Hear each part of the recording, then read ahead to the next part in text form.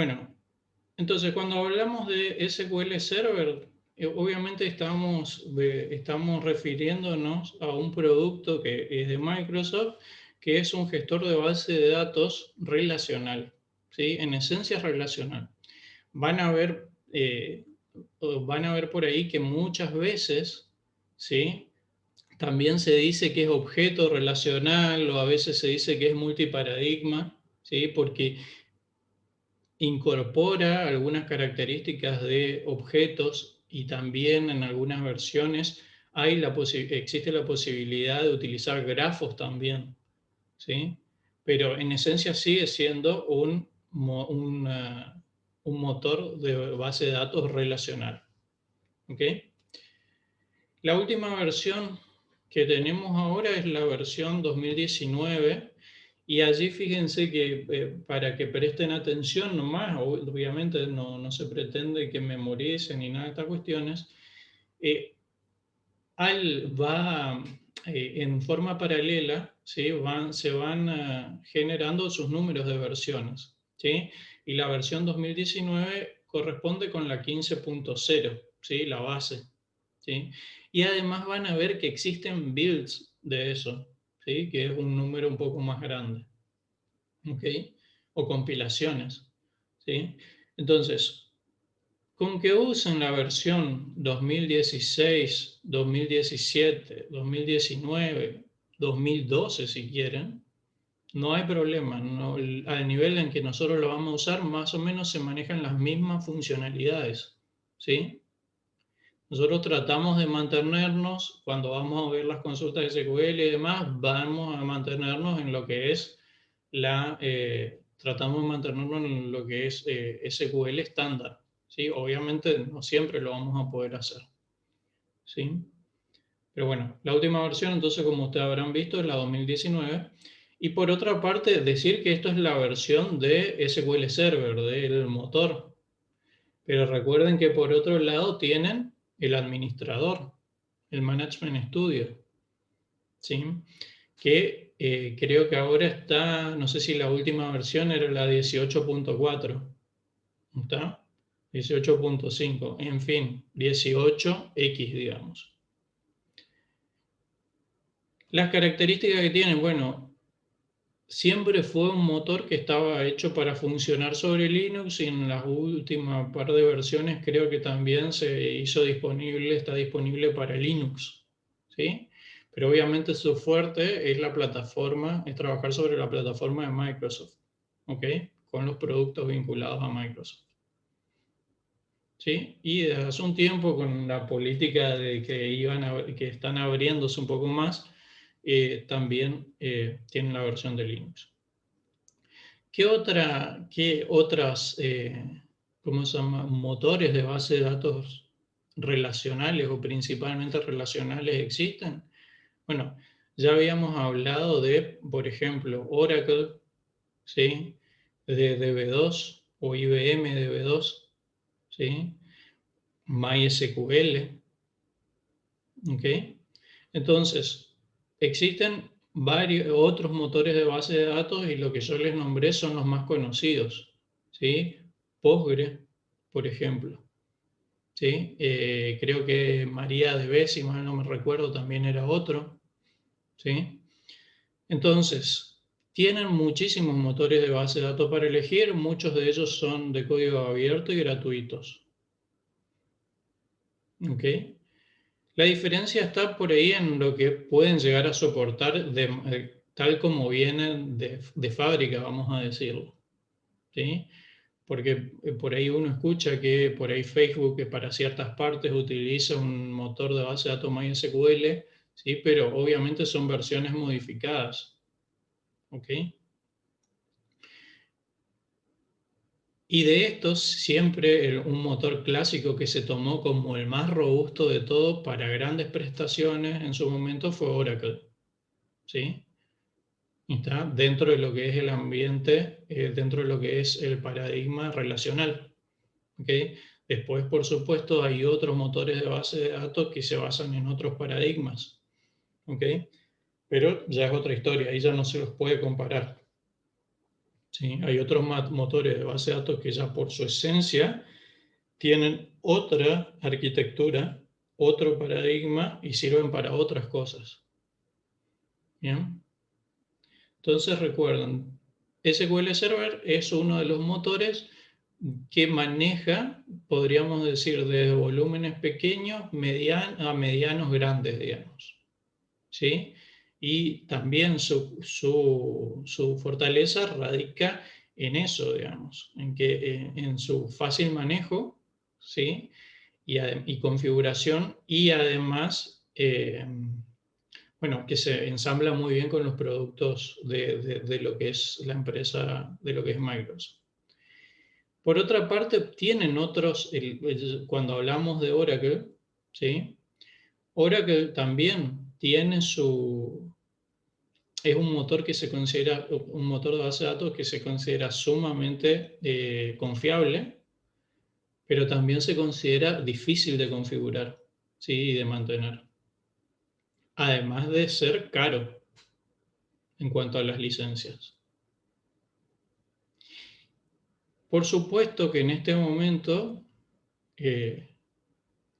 muchas de las empresas están optando por otras estrategias. ¿Ok? ¿Por qué? Porque existen muchas alternativas que son más baratas y pueden ¿cómo se llama? Dar acceso a muchos usuarios de manera concurrente.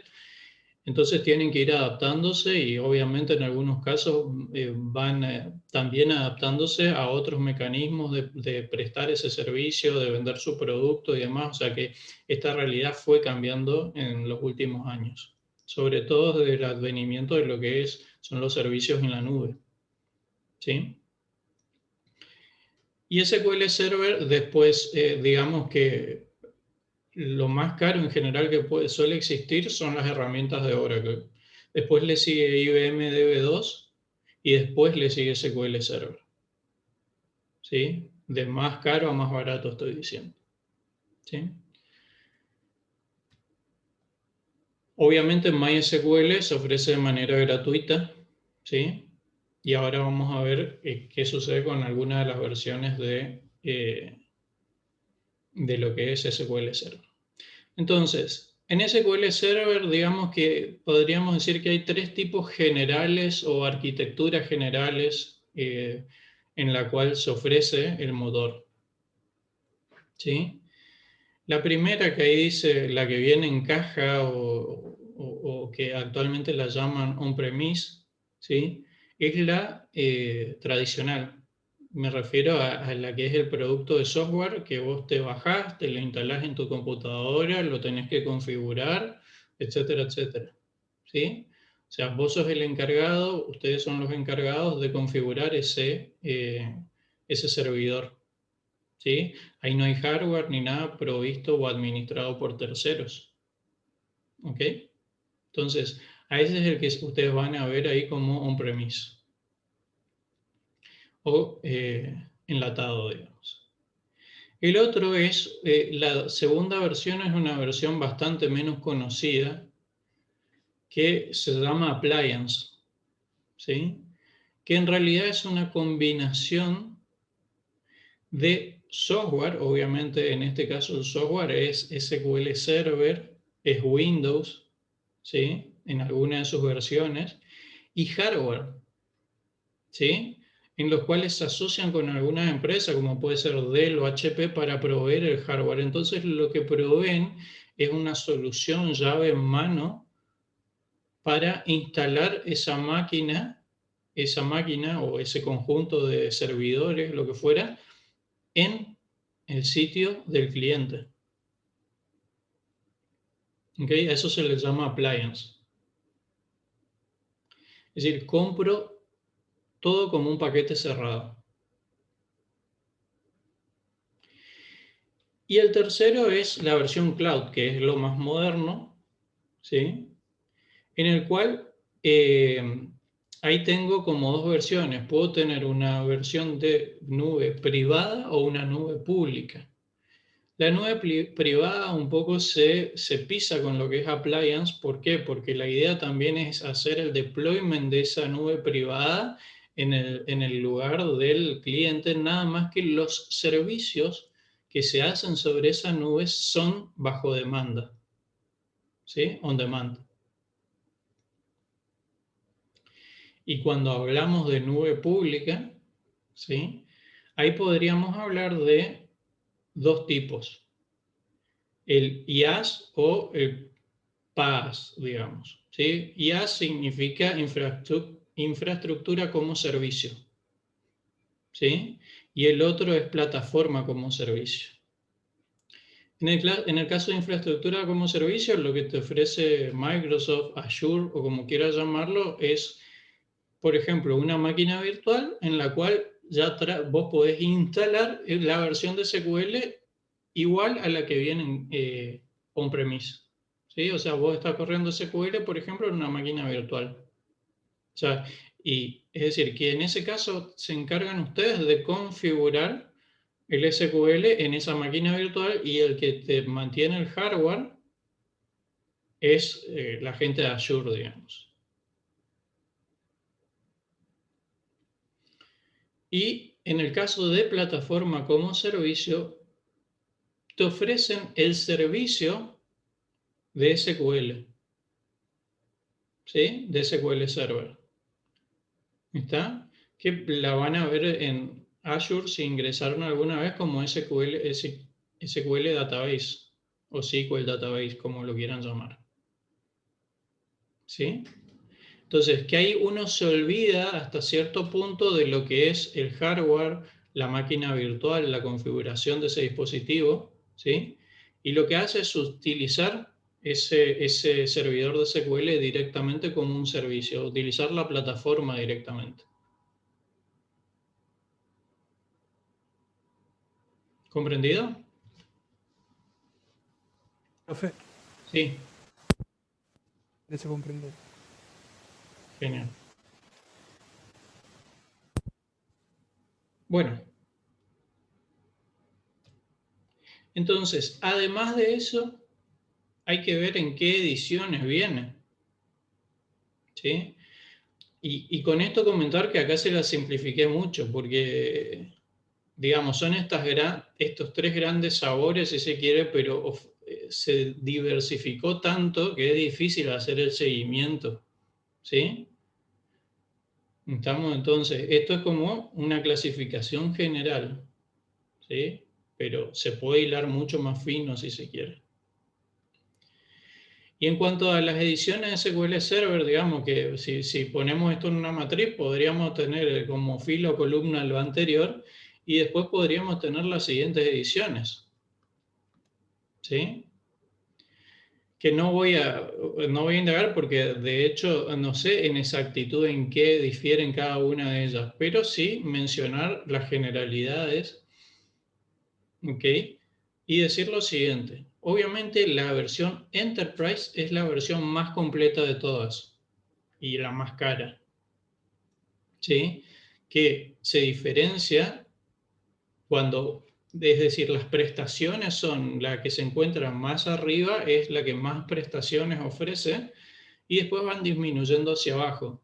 No solamente en cuanto a la cantidad de componentes, ¿sí? O de funcionalidades que presta, es decir, cuando hablamos de Enterprise, por ejemplo, vamos a tener muchas funcionalidades que tienen que ver con las funcionalidades de reporte, de análisis de datos, ¿sí? Sino que también tienen que ver con el hecho de por ejemplo, las restricciones en cuanto al uso de hardware, ¿sí? O la cantidad de recursos máximos que puede manejar, ¿sí? Después aquel que quiera visitar la página de Microsoft se va a dar cuenta, digamos, de esas restricciones van desde la cantidad de núcleos o de procesadores que yo tenga en el servidor, ¿sí? A la cantidad de memoria que puedo tener, ¿ok? A la cantidad de gigas que puedo almacenar, que puedo manejar. ¿Sí? Independientemente que el hardware o no tenga esa capacidad, las versiones te restringen, ¿sí? Obviamente las Enterprise son las que abarcan mucho más y va bajando así hacia el estándar, ¿sí? La web ofrece varias de las funcionalidades de arriba, pero está pensada, la versión web, para ser comercializada en los que son, perdón, en los que son, por ejemplo, con los hostings, ¿sí? O los revendedores de hosting. Entonces, es una versión más barata que el resto, ¿sí? Que la estándar y la enterprise, para que después los revendedores o las personas que tienen, las empresas que ofrecen hosting, puedan ofrecer hosting con SQL Server y no se les encarezca tanto el servicio, ¿sí? ¿Está? Mencionar que las últimas dos, la Developer y la versión Express, ¿sí? Son versiones gratuitas, ¿sí? La Developer, la versión Developer, atención con esto, tiene las mismas funcionalidades que la Enterprise. Y entonces, ¿dónde está la trampa? No se puede poner en producción. Exactamente. ¿Está? La restricción es que ustedes no la pueden poner en producción. ¿Sí? Pero esto hasta hace unos años atrás era impensable que te den algo así de manera legal. Y la versión Express sí, es una versión que está disponible para lo que vos quieras usarlo, para lo que ustedes quieran usarlo. ¿Sí? Es gratuita. Obviamente es una versión bastante restringida, ¿sí? A comparación del resto, pero que sirve para hacer tranquilamente proyectos de pequeña magnitud. ¿Sí? Está restringida en cuanto a la cantidad de memoria, creo que son 4 gigas de memoria, creo, si mal no recuerdo. Y después en cuanto al volumen que puede utilizar una base de datos, que creo que lo máximo es de 10 gigas, creo. ¿Está? ¿Esa sí se puede publicar, digamos? Sin ningún problema. Sin ningún problema. ¿Está? Y sirve tranquilamente, nosotros con las Express nos vamos a manejar sin ningún problema. ¿Sí? Porque realmente las demás tendría que ya tener una infraestructura para probarlas mejor. ¿Ok?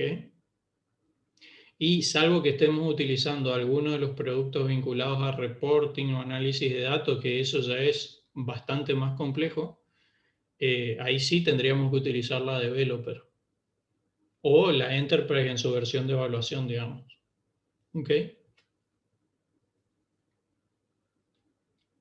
¿Comprendido a grandes rasgos entonces de qué va cada versión? Cada edición, perdón. Sí, profe. Bueno, bárbaro. Uy, acá me dupliqué sin querer. Bueno. Dejando de lado el tema de la forma de comercialización que tienen y las versiones, vamos a empezar a hablar de lo que son las instancias. ¿Sí? Entonces, una instancia de SQL Server es básicamente una copia del ejecutable que está ahí en pantalla, ¿sí? Que se ejecuta como servicio en el sistema operativo, ¿sí? En una máquina. ¿Está? Entonces lo que yo hago es tener varias copias de ese servicio o varios servicios de SQL Server, cada uno como una instancia individual y separada de la anterior. ¿Ok?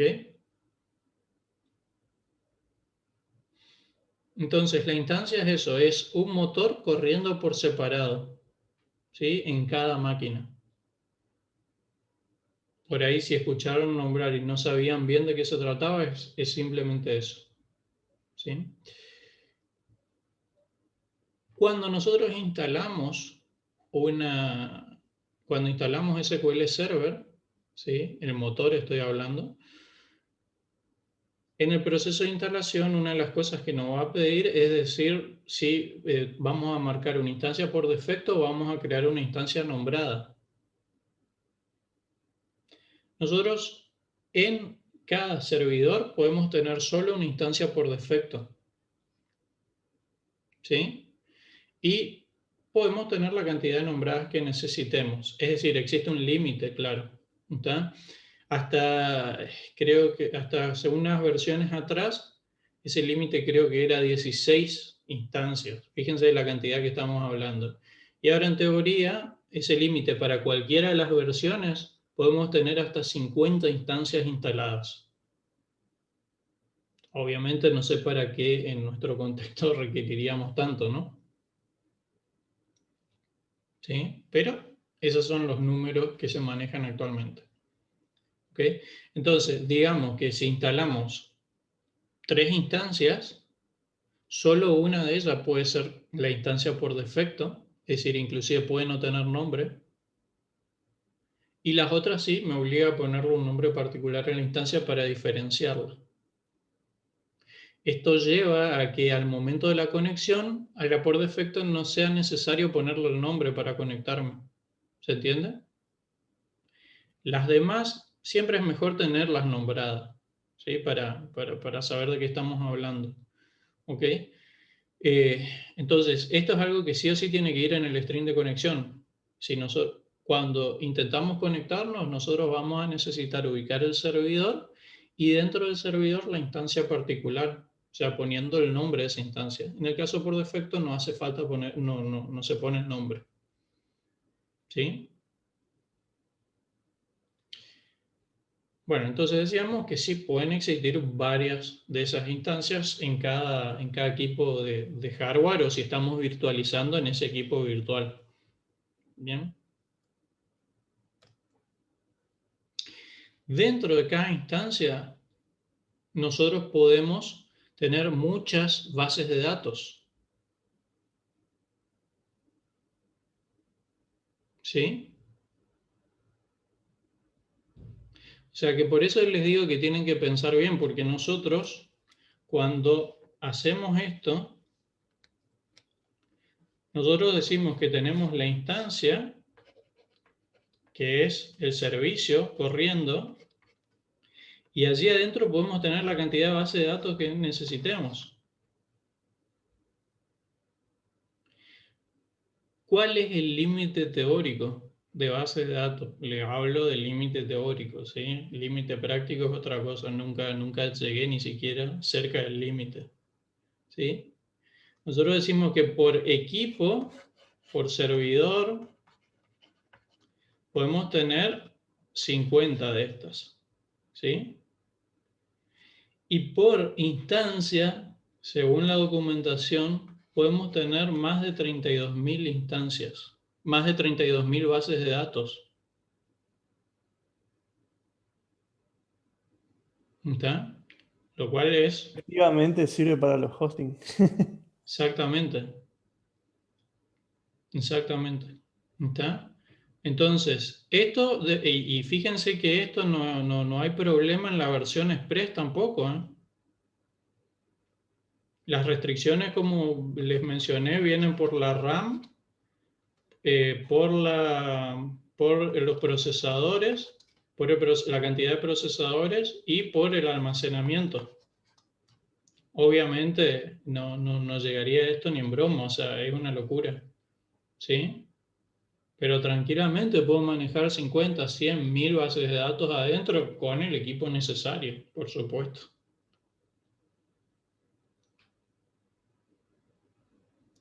¿Se comprende eso? Lo que quiero mostrar ahí es cuál es el nivel de anidamiento que existe, ¿no? Y de vuelta, ese número si ya no lo tengo, tenemos, no sé para qué lo borré, pero tenemos servidores, tenemos instancias, tenemos base de datos y dentro de la base de datos tenemos las tablas o cualquier otro objeto. ¿Sí? Tablas, vistas, lo que aparece ahí, procedimientos almacenados y otros objetos más. ¿Sí? Que a su vez podemos tener miles acá dentro de cada base de datos. O sea que realmente está pensado para tener un alcance bastante importante.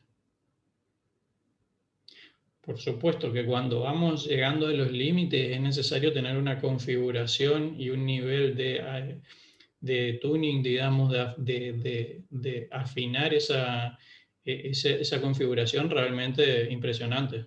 ¿Sí? O sea, no cualquiera puede hacerlo.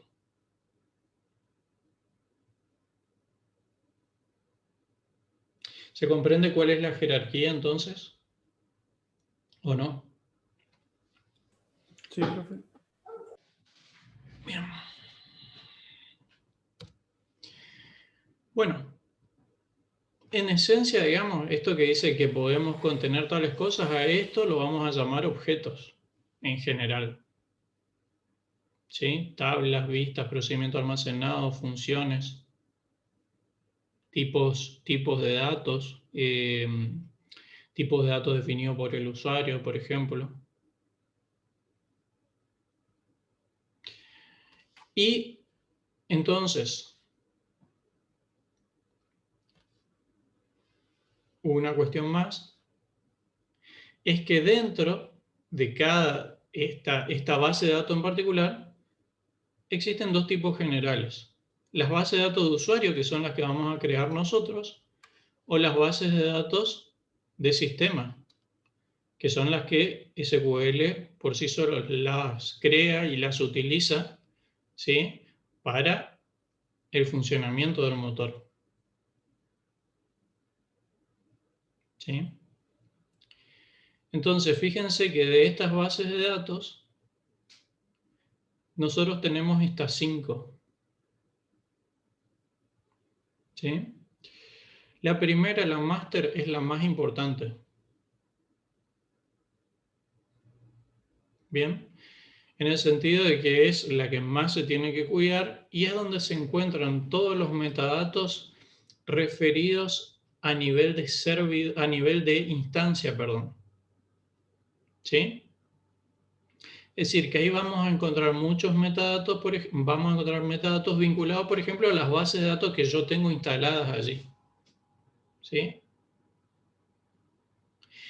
Y sin embargo no voy a encontrar muchas tablas, hay unas poquitas tablas, pero sí tengo muchas vistas en esta base de datos master a las cuales yo puedo acceder. ¿Por qué? Porque en realidad hay una base de datos oculta que no se muestra, que es la base de datos resource, que es la que contiene los esquemas realmente.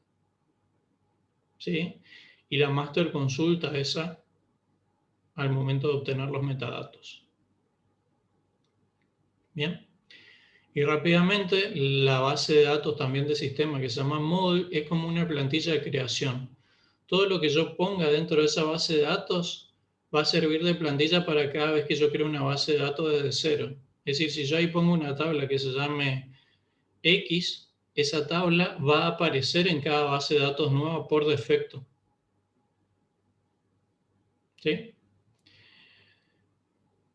TempDB es una tabla que en particular se utiliza para hacer cálculos intermedios y es muy frecuente el uso cuando yo utilizo tablas temporales.